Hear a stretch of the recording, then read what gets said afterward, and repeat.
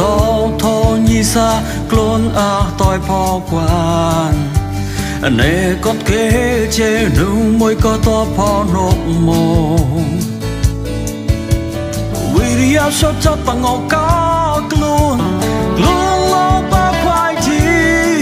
yêu hay con nhà xa mẹ kỹ tăng quy lôi mùa cô ra lê lý hạt tao lại trái mà hạt tóm lấy rai trái rồi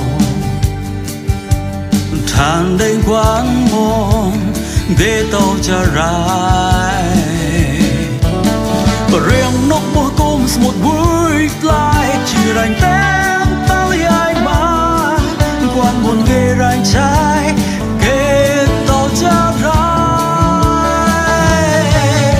còn ai một buổi lại tao cho rai quán tôi ra bên cuốn quán chập than tới cả cái đặt lấy khai cái nắp quê môn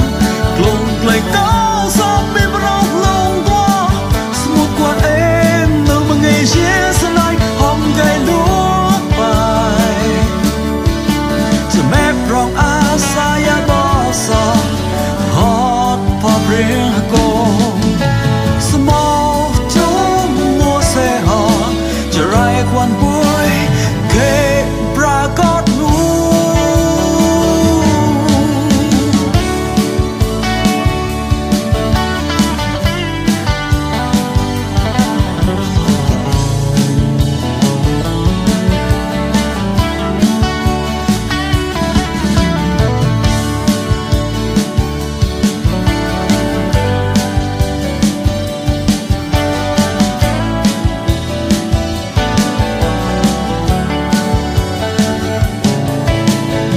hạt tao lại trái mà hạt tóm lấy rai trái rồi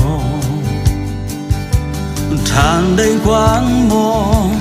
ghê tao cho rai và riêng nóc mùa côm một buổi lại chỉ rành tên ta lấy ai mà quán môn ghê rai